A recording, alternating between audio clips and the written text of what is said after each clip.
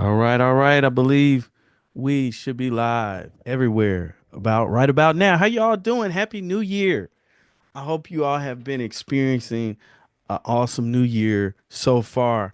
Like there's so much that we need to do with this year different from what we've been doing. And I hope that you have it programmed and scheduled in your database right here and just planned out on how to do things different because sometimes we are stuck in patterns that we've been living in since before we could remember. And we're thinking a lot of times that life has to continue to be this way when in all actuality, this is the time to change. Taking small actions turn into big results. And that's what I'm hoping for everyone to experience going into this new year. But I want to get to what we want to talk about today, and I'm hoping that this will be helpful. Um, and I think this video is streaming. I hope it is. Um, but I want to talk to you today about the subject of and I want to get this topic up here so I can say it correctly, but I'm always losing my information here. But anyway, I'll just make it up. Basically, what we're going to be talking about today is how to resolve conflict if you're in a relationship with your spouse or partner or something like that. How do we resolve conflict? A lot of times, we're not having the intimacy that we need in relationships. And this is the reason why it's super important for us many times to get coaching and counseling services, because I'm going to show you an example of how when we do this, it brings out some of the things that are necessary for us to build in relationships. It brings out some of the things that let's just say that you had a partner that is not very comfortable with talking about being hurt or having adverse experiences, whether that's with their caregivers or something like that. And we see how this is um, causing a negative output in the relationship. And it's just something that you don't feel like as the partner that you're able to shake. Going and getting intervention and support because it's helpful, because many times what you may be used to is the finger being pointed at you as you being the one that's the problem, as you being the one that has created all these adverse situations in the relationship. But when with this, what I want to show you today is going to be an example of when you come into a setting, um, maybe coaching or counseling, how things can quickly be changed because we provide many times activities for you to participate in that causes the person to have to focus on themselves. If you're with a narcissist, which is the type of person that probably most of us in this group have experienced, then you'll notice that many times they don't want to take accountability for their own actions. Well, this is a clever way, a clever exercise and activity that not only opens the door for them to understand how to better account for what they're doing, but also to understand more about things that have harmed them and the importance of talking this out. It will also help you to get an extra eye to understand, oh, this is why they're triggered.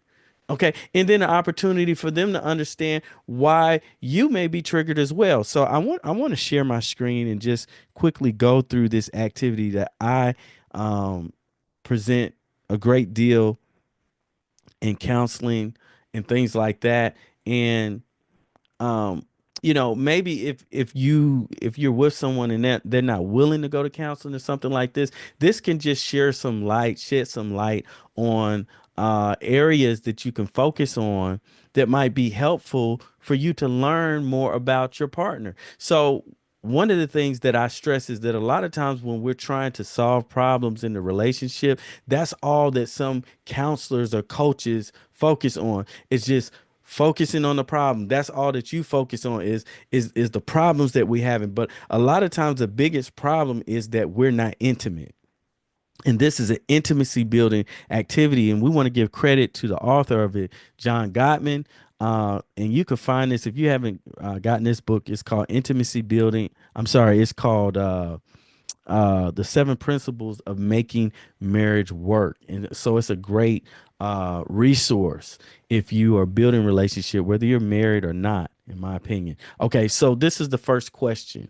What difficult, and this is something that will be handed out to the both of you. You might do it as an activity when you go home, and then you come back to the session and we discuss it, something like that. But this thing goes really deep. So what difficult, look, if you can't do this with your partner, this is telling you a lot about where your relationship is, and the need for you to get counseling or some type of coaching. Now, we don't do couples coaching, but I think that this is it's not that we can't provide that we're not set up for that right now, but this will be a sign. This will be a sign if you can't even do something this simple with the person that you're with. But these are some things that you need to know and understand yourself as well. But we're gonna go through this real quick. We've only got a couple minutes. Okay. What difficult event or periods have you gone through?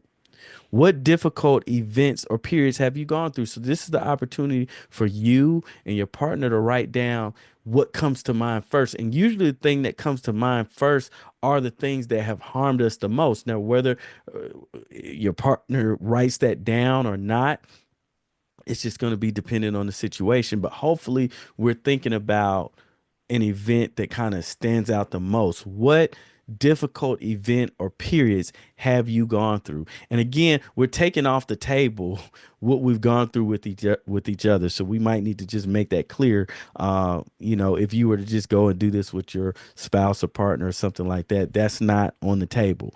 Write about any significant psychological events and injuries you have sustained, your losses, disappointments, trials, and tribulations, including periods of stress and duress, as well as any quieter periods of despair, hopelessness, and loneliness. What this is doing is teaching me about my spouse, my partner, the person that I'm in relationship with. It's telling me about some of the things that they may be experiencing internally that they may not be expressing. It's taking me into an intimate place.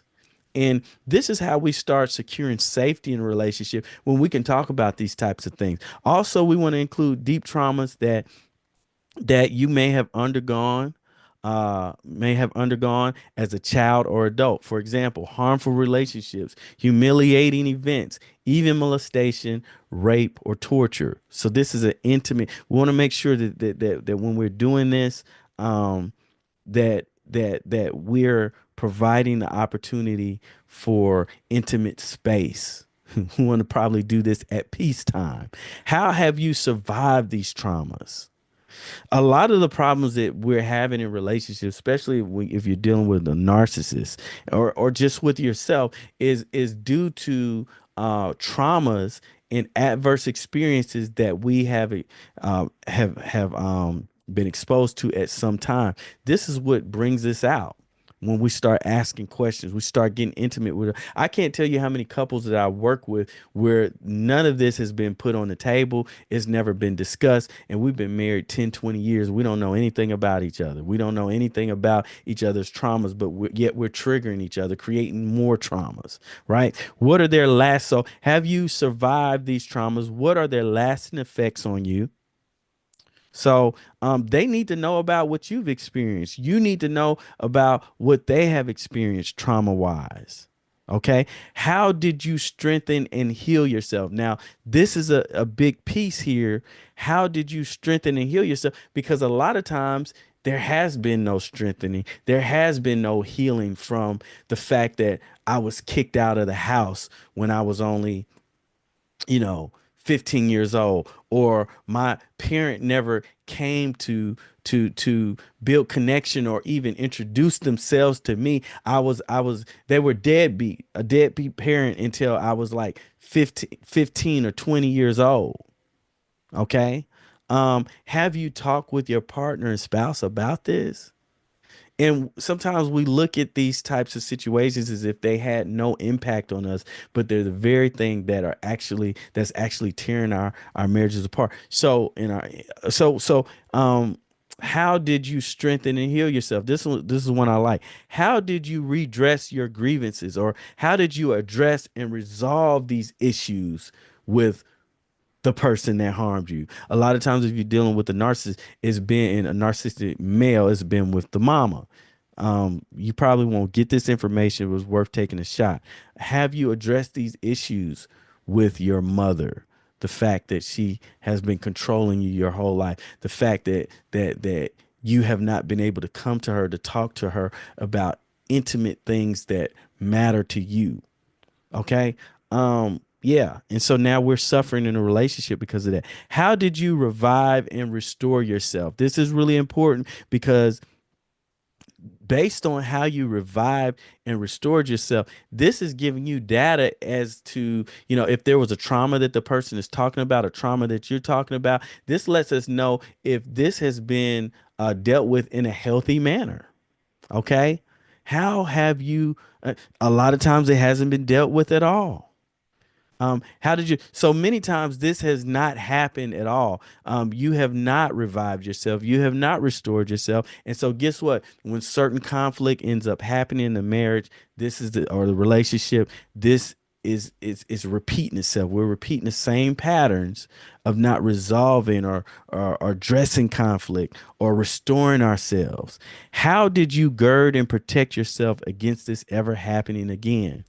This very thing that happened to you because of the lack of attachment, because of that alcoholic parent, because of that drug addicted parent, because of that parent who would come in and out of the picture is affecting you now. And how have you? So this is telling me more about the person that I'm with. It's exposing some things. And there's additional activities that go along with this. But this is how what happens if you've been reluctant and it's a new year, you've been reluctant to get coaching, you've been reluctant to get counseling. I don't give counseling here, but you can get coaching services from us. But my point is whether you come to us or not, I'm trying to open the door for you to be considering getting help, because it's because of these situations, these circumstances that we don't deal with while we still have problems existing in our relationships. Uh, so how do these injuries and the ways you protect and heal yourself affect your marriage or the relationship today?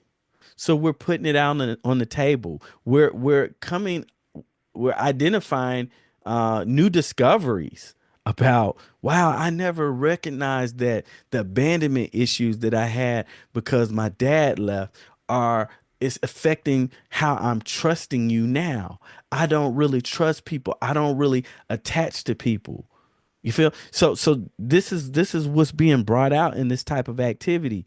How did these things, what do you want your partner to know and understand about these aspects of yourself, about this trauma that I've experienced, about the stress that I'm experiencing right now that doesn't have anything to do with me or the person that I'm talking to. The disappointments. I'm feeling like a failure right now. And this is why I'm aggressive or passive aggressive many times, because it connects with the expectations that have always been placed on me since I was a child. And now I'm feeling like a failure now. These are some things. This is a great activity. Of course, you have to be in a situation to where the person you're with is open to being vulnerable, open to being honest about what they have experienced. And so when we get to that point, I think that this bridges the gap as far as the lack of intimacy, because again, we're not just focusing. This has nothing to do with the argument that you just had. This has more to do with me understanding and learning about you. And I love activities like this because again, most of the time we're focusing on the problem. Guess what? If I'm intimate with the person that I'm with, we're very intimate and close to each other. We understand each other. We're looking out for each other. Then guess what?